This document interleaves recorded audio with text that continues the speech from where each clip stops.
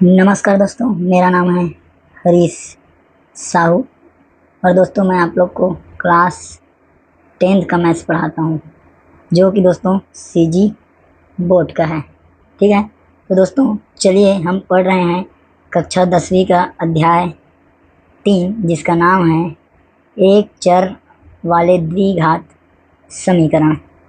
ठीक है दोस्तों, चलिए दोस्तों इसमें हम हल करते हुए प्रश्नावली क्रमांक 3 पर पहुँचे हैं। ठीक है, तो इसे हम हल करेंगे। तो इसे प्रश्न कहता है कि दिए गए समीकरण को पूर्ण वर्ग विधि से हल कीजिए। ठीक है, तो मैंने आपको कुछ उदाहरण से पढ़ाया ही है कि पूर्ण वर्ग विधि से हम कैसे वर्ग समीकरण को हल करते हैं। तो इस वीडियो में आपको पहला वर्ग समीकरण को हल करके दिखाऊंगा। तो यहाँ पर लिखेंगे दोस्तों हम हल क्रमांक 1 लिखने के बाद यहाँ पे आप लिखेंगे सबसे पहले दिया गया है लिखने के बाद दोस्तों आप जो प्रश्न में दिया है उसे आप लिखिए। ठीक है, इतना लिखने के बाद आपको क्या करना है, देखिए पूर्ण वर्ग विधि जो होता है उसमें जो ये मध्य पद होता है, ठीक है, इसे हम क्या करते हैं 2 के गुणांक के रूप में लाते हैं। 2 के गुणांक, ठीक है, 2 के गुणांक के रूप में लाते हैं। अर्थात जैसे a का वर्ग धन 2ab धन b का वर्ग इस प्रकार से होता है। तो जो मध्य पद होता है वो हमें 2 के गुणांक के रूप में चाहिए होता है। तो इसीलिए दोस्तों हम क्या करेंगे, यहाँ पर हमें 2 चाहिए। ठीक है, इसीलिए हम क्या करेंगे कि दोनों पक्षों में 2 का गुणा कर देंगे।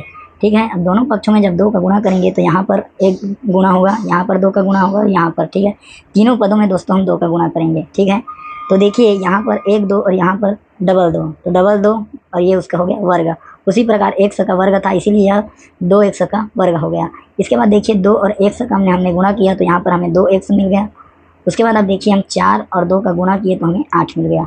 ठीक है दोस्तों, इसके बाद आप आगे देखिए, इसके बाद जो ये वाला हमें पद मिला है 2x। ठीक है, तो यहाँ पर भी देखिए क्या है 2x है, तो ये क्या है a है और ये भी क्या है a है, तो हमें a मिल गया है। ठीक है, अब हमें 2 लाना है और b लाना है। मध्य पद हमारा क्या रहना चाहिए 2ab रहना चाहिए। तो a का मान क्या है 2x है जो कि यहाँ पर हमें मिल चुका है। ठीक है, ये हमारा क्या है a है। ठीक है, तो अब हम क्या करेंगे, पुनः हम इसे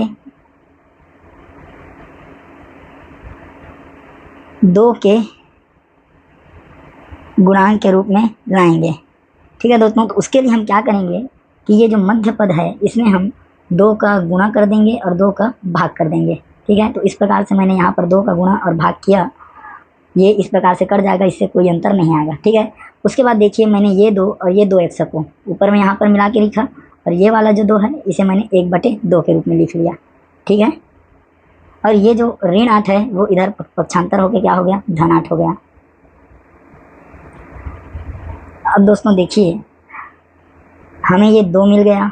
ठीक है, और ये हमारा क्या है ये a है। ठीक है, तो 2 मिल गया a मिल गया, तो हम इसको क्या मानेंगे b मानेंगे। ठीक है, तो 1/2 हमारा क्या है b है। तो इसलिए हम लिखेंगे कि ये जो 2x है इसका गुणांक क्या है 1/2 है। तो 2x का गुणांक 1/2 है, अतः 1/2 के वर्ग का गुणा दोनों पक्षों में करने पर हम क्या करेंगे 1/2 के जो वर्ग है इसका दोनों पक्षों में वर्ग कर क्या करेंगे इसे जोड़ देंगे। ठीक है, तो यहाँ पर लिख देते हैं पक्षों में गुणा 1/2 है, अतः 1/2 के वर्ग को यहाँ पर हल्का सा चेंज होगा को 1/2 के वर्ग को दोनों पक्षों में यहाँ पर आप लिखेंगे जोड़ने पर। ठीक है, तो हम क्या करेंगे अब दोनों पक्षों में 1/2 के वर्ग को जोड़ दिए। ठीक है, ये देखिए आप लेफ्ट से हैंड साइड यहाँ पर जोड़ दिए और राइट हैंड साइड में यहाँ पर जोड़ दिए। बाकी सब समीकरण वही है, केवल 1/2 का वर्ग इधर जोड़ दिए हैं और 1/2 का वर्ग को इधर जोड़ दिए हैं। ठीक है, ये तो इस प्रकार से ही लिखा है। ठीक है, 2x फिर ये 2ab और फिर ये b का वर्ग। ठीक है, तो देखिए ये एक फॉर्मेट में आता जा रहा है। यदि आप a बराबर 2x मान लें और b बराबर 1/2 मान लें तो ये देखिए ये क्या हो जाएगा a का वर्ग हो जाएगा, फिर ये b का वर्ग हो जाएगा और फिर ये 2ab हो जाएगा। तो इसका जो फार्मूला होता है वो होता है a धन b का वर्ग। ठीक है, तो दोस्तों ये इस प्रकार से ये जो बड़ा रूप है उससे यह एक छोटा रूप में आ गया a धन b पूरे के वर्ग के रूप में। ठीक है, और इस प्रकार से यहाँ इसे हमने हल किया तो 2 का वर्ग हो गया 1/4, फिर इसका हमने तिरछा गुणा किया तो 8 चौक हो गया 32।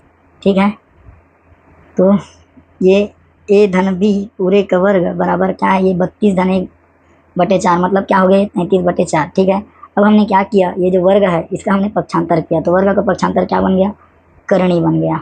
ठीक है, रूट बन गया, तो जो कि ये प्लस माइनस में होता है करणी मतलब। ठीक है, अब हमने इसे करणी के रूप में पक्षांतर कर लिया। अब हम क्या करेंगे, इसके बाद ये जो 4 है, ठीक है, जिसको हम 2 × 2 लिख सकते हैं, तो ये 2 के रूप में करनी से बाहर आ गया, क्योंकि करनी की घात हमेशा क्या होती है, जो नहीं लिखा रहता वहाँ पे 2 होता है। तो जो 4 था वो यहाँ पे 2 बन गया, इसका करनी हट गया। इसके बाद जो 1/2 है इसे हम इधर पक्षांतर करेंगे, तो ये माइनस में हो गया। माइनस में होने के बाद देखिए यहाँ पर 2 है, यहाँ पर 2 है, दोनों का हर बराबर है। ठीक है, तो हम उसे एक बार लिखेंगे। यहाँ पर मैं पद लिख देता हूँ, 2x बराबर √30 - 1 × 2। ठीक है, अब इसके बाद ये वाला जो 2 है दोस्तों, इसको हम इधर पक्षांतर कर दिए, तो यहाँ क्या हो रहा था गुणा, इधर होके क्या हो गया भाग। ठीक है, तो ये नीचे आ गया इस प्रकार, और ये वाले 2 के साथ गुणा हुआ तो 2 और 2 × 2 क्या मिल गया, 4 मिल गया। ठीक है, अब इसे हम लिख देंगे, -1 को पहले लिख दिए, फिर जो करनी हमारा प्लस माइनस के रूप में रहता है उसे हमने लिखा, और नीचे में 2 दूनी 4 आ गया। ठीक है, तो इस प्रकार से आप 2 का 1 सके हमें 2 मान मिले। ठीक है, एक ऋण करनी 33 और एक धन करनी 33। ठीक है दोस्तों, तो बहुत ही आसान है, आपको इस प्रकार से समीकरण के रूप में लाना है। तो उम्मीद करता हूँ दोस्तों कि आपको मैं कुछ समझा पाया हूँ। वीडियो को देखने के लिए आपका बहुत धन्यवाद दोस्तों। लाइक ज़रूर कीजिएगा, चैनल को सब्सक्राइब जरूर कीजिएगा। ठीक है दोस्तों, मिलते हैं नेक्स्ट क्वेश्चन के साथ, तब तक के लिए जय हिंद, वंदे मातरम।